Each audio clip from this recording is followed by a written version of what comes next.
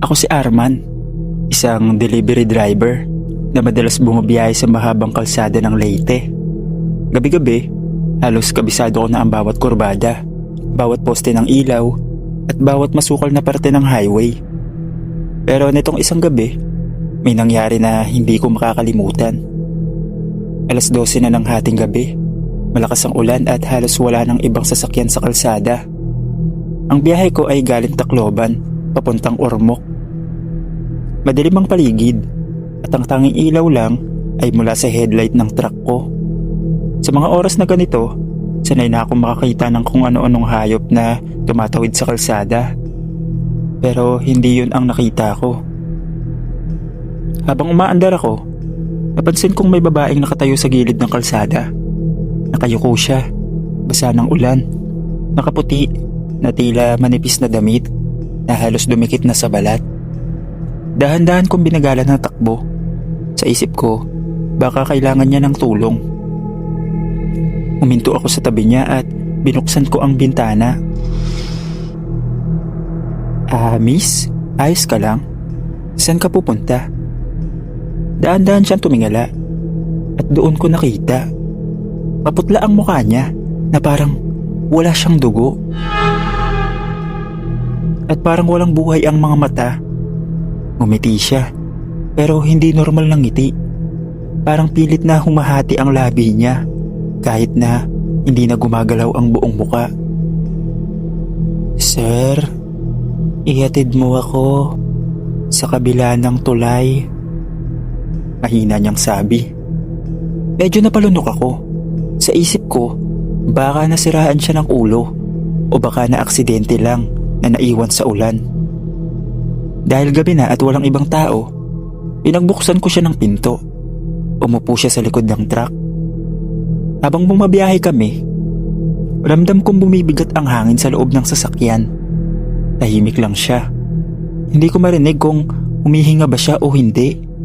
Kaya tinanong ko siya, "Ano palang pangalan mo, miss?" "Hindi mo kailangang malaman," mahina niyang sabi. Medyo kinilabutan ako, pero nagpatuloy lang ako sa pagmamaneho.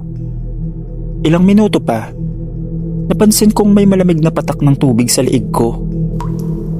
Inisip ko, baka tumulo lang mula sa bubong ng truck. Pero nang hawakan ko, parang malagkit. Pinahid ko sa kamay ko at nang tignan ko, kulay pula, parang dugo. Kinabahan ako. Bigla kong nilingon ang likod gamit ang rearview mirror. Wala na siya sa upuan. Napamura ako at huminto sa gilid ng kalsada. Nanginginig ako. Tumingin ako sa paligid pero wala talagang tao. Pagtingin ko sa salamin, doon ko siya nakita. Nakatayo sa likod ko. Sa likod mismo ng truck. Nakangiti pa rin pero ngayon, dugo na ang umaagos sa buong katawan niya. Bago ako makagalaw, bigla siyang sumugod sa bintana at narinig ko ang isang boses. "Isa ka na ngayon sa amin." Nagdilim ang paningin ko. Nagising ako sa loob ng truck. Umaga na, wala na ang babae. Pero sa kabilang upuan, may naiwan. Isang basang lumang damit na kulay puti at may marka ng dugo. Nang makauwi ako, kwento ko ito sa isang matandang karpintero na nakilala ko sa Ormoc. Ang sabi niya, "Huwag ka masyadong magbabiyahe ng ating gabi, lalo na sa kalsada na malapit sa tulay. Noon, maraming babae ang namatay dyan noong bagyong Yolanda at minsan, humihingi sila ng kasama." Kinilabutan ako sa kwento ng matanda, pero pinabayaan ko na lang at umuwi na ako. Hanggang dito na lang po, Sir Dave. Maraming salamat po.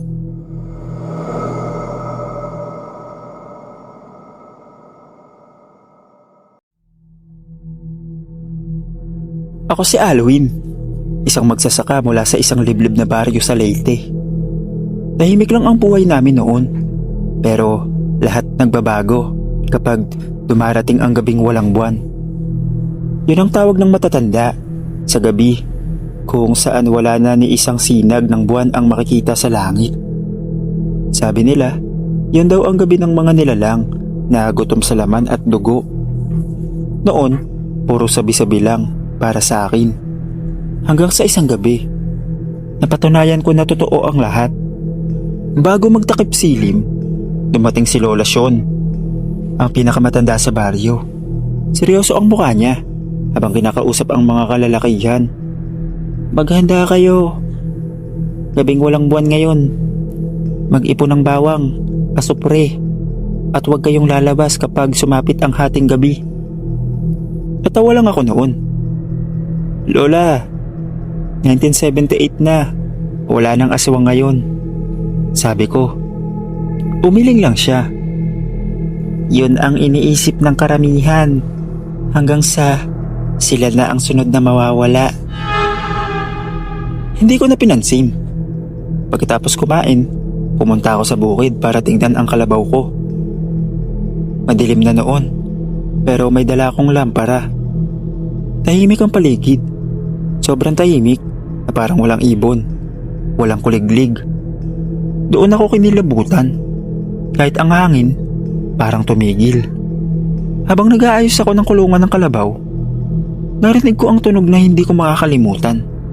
Tik tik tik tik tik tik tik tik. Tik tik tik tik tik tik tik tik.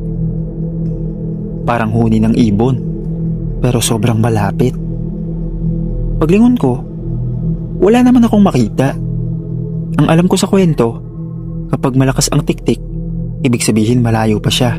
Kapag mahina, ibig sabihin malapit na siya. Pero bakit parang wala akong marinig, kundi yung huni lang na parang nasa loob ng tenga ko mismo. Biglang bumigat ang hangin. Ramdam ko na may tumitingin sa akin mula sa dilim.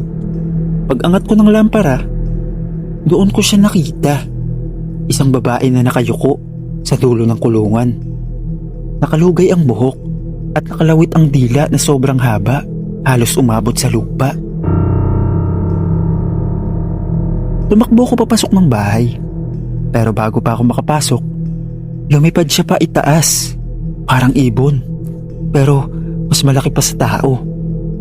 May pakpak na parang paniki. Narinig ko ang sigaw ng asawa ko mula sa loob, kaya tumakbo ako. Isinara ko ang pinto at ipinako ang kahoy na krus na binigay ni Lola Sean sa amin kanina. Doon nagsimula ang impyerno. Nagpapalipad-lipad siya sa bubong. Kumakalampag, kumakaskas ang kuko sa dingding. Maya-maya, may narinig akong boses mula sa labas. Boses ng nanay ko.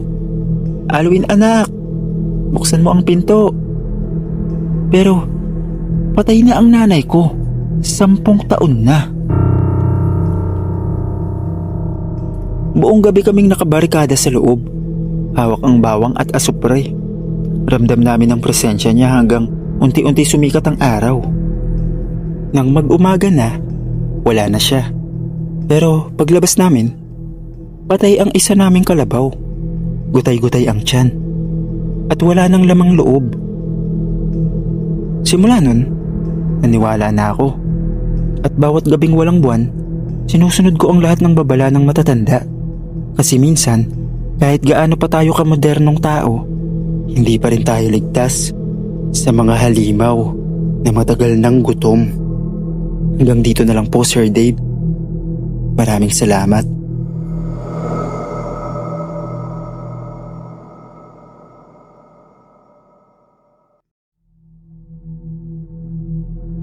Ako si Rafael, isang construction worker noong dekada 60. Bata pa ako noon, 22 pa lang.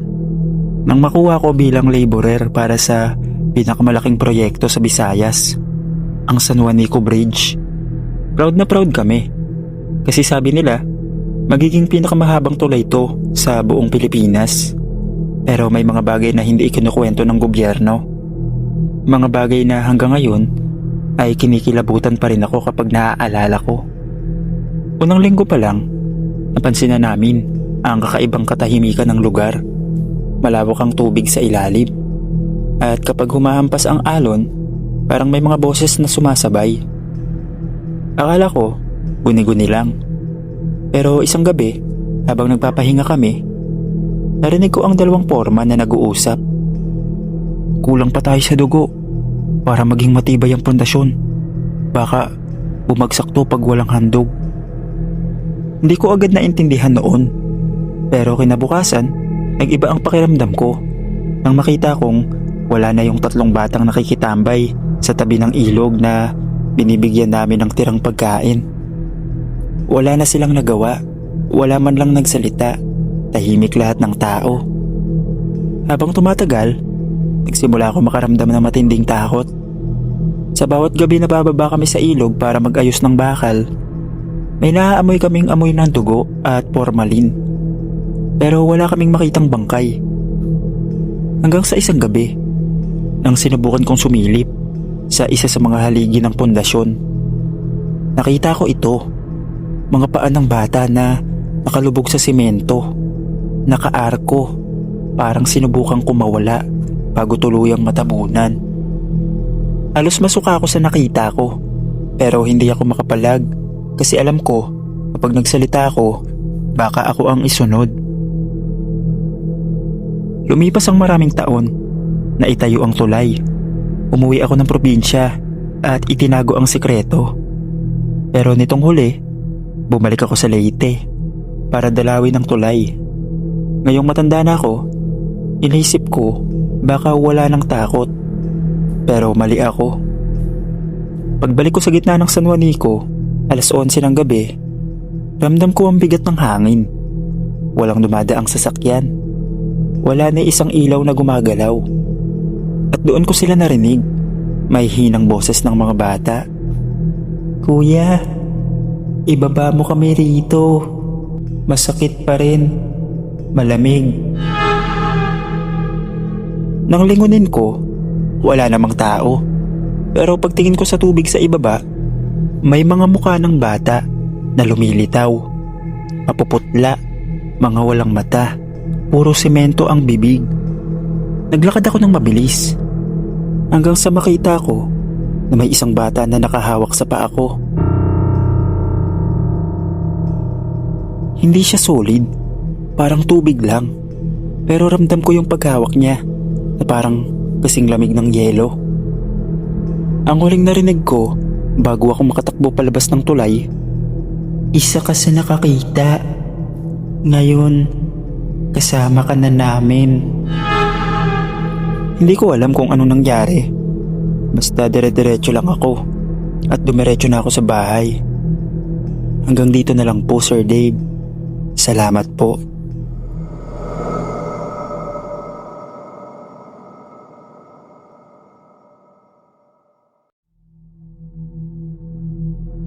Ako si Ellie. Lumaki ako sa isang maliit na baryo sa tabing dagat sa Leyte. Bata pa lang ako, lagi ko nang naririnig ang babala ng mga matatanda. "Huwag na huwag kang maliligo sa dagat kapag gabi. May mga nilalang na naninirahan sa ilalim. Hindi mo sila makikita pero sila, nakikita ka nila." Siyempre hindi ako naniwala. Hanggang sa isang gabing, hindi ko makakalimutan. Summer noon, kasagsagan ng pista sa baryo. Maraming tao sa dalampasigan. May kantahan, inuman at sayawan. Bandang 10:00 ng gabi, napagod na ako sa kasiyahan. Kaya naglakad ako papunta malapit sa dalampasigan para magpahangin. Tahimik na ang paligid doon at tanging liwanag ng buwan ang nagbibigay ng kislap sa tubig. Habang nakatayo ako, napansin kong parang ang dagat ay kumikislap. Parang may ilaw na sumasayaw sa ilalim ng tubig. Natuwa ako at lumapit pa. Sabi ko sa sarili ko, baka dahil sa mga alon o plankton lang. Bigla akong may boses na narinig mula sa tubig. "Halika, Ellie." Napahinto ako. Hindi ko alam kung sino ang tumawag, pero parang kilala niya ako.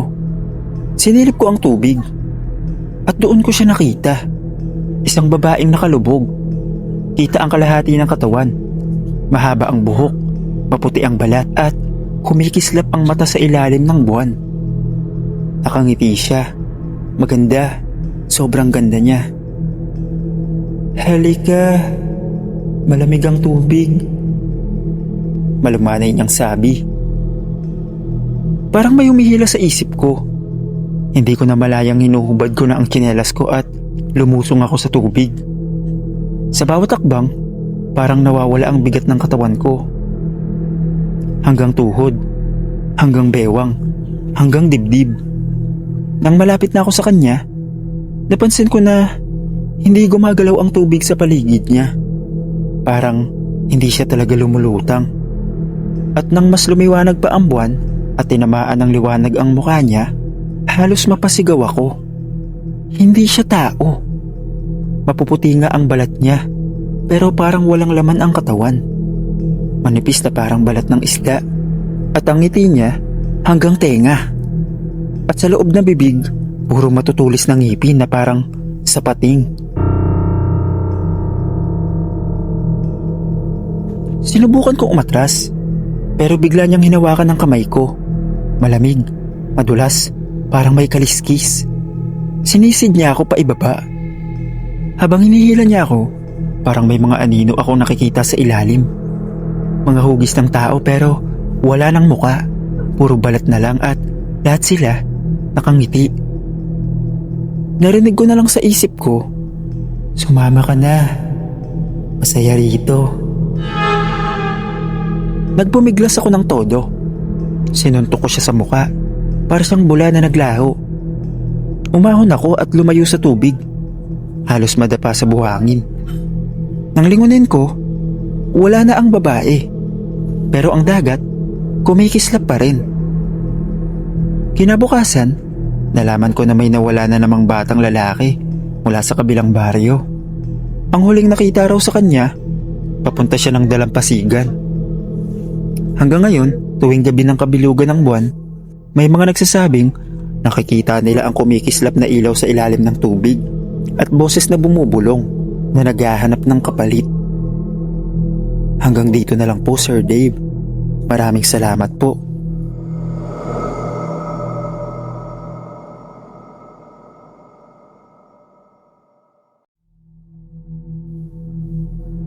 Ako si Rowel. At ang ikukwento ko sa inyo, nangyari noong ako'y 10 taong gulang. Lumaki ako sa isang maliit na baryo sa Leyte, malapit sa baybayin, kung saan madalas kaming makaranas ng malalakas na bagyo. Sa aming baryo, may isang lugar na pinagbabawalan kaming puntahan. Isang lumang balon sa gitna ng gubat. Sabi ng matatanda, noon daw panahon ng giyera, maraming pinatay ng mga sundalong Hapon at itinapon ang bangkay sa balon na yon. Kaya raw tinatawag yun na balon ng mga sigaw. Bata pa ako nun. Siyempre hindi ako naniniwala. Hanggang isang gabi, pinatunayan ng balon na totoo ang lahat ng kwento. Isang gabi ng Agosto, bumabagyo, walang kuryente, puro dilim at hangin lang ang maririnig. Nagkayayaan kaming magkakaibigan na sina Ronel at Mario na maglaro ng taguan kahit umuulan. Naisip ni Ronel para masaya daw, doon kami sa gubat malapit sa balon magtago. Ayoko sana, pero sumama na lang ako para hindi ako matawag na duwag. Habang papalapit kami, ramdam ko ang kakaibang lamig ng hangin. Hindi lang dahil sa ulan. Parang may humihigop ng init ng katawan namin. At habang lumalapit kami, mas malinaw naming naririnig. May hinang tinig. Tulungan mo, ilabas mo kami. Napatingin kami sa isa't isa. Narinig niyo ba yun? Tanong ko. Tumawa si Ronel. Hangin lang yan, gago. Hayaan mo na. Nang marating namin ang balon, napansin kong may takip na yari sa lumang kahoy at nakatali ng kalawangin na kadena. Pero kahit sarado, ramdam mong may lumalabas na malamig na hangin mula doon at may amoy na parang bulok na karne.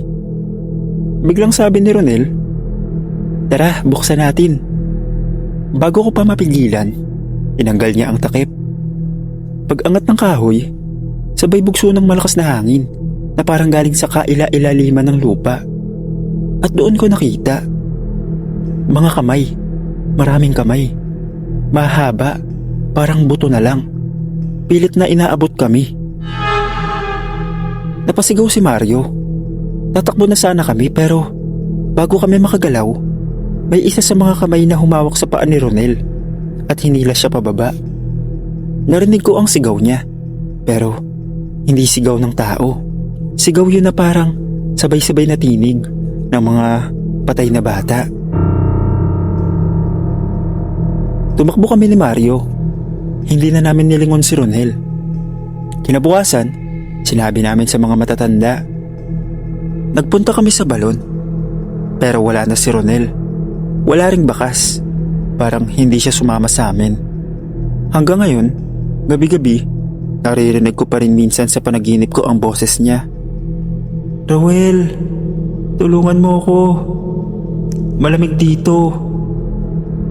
Minsan kapag bumabagyo, pumupunta ako sa gubat para silipin ang balon. At alam mo kung ano ang nakakatakot?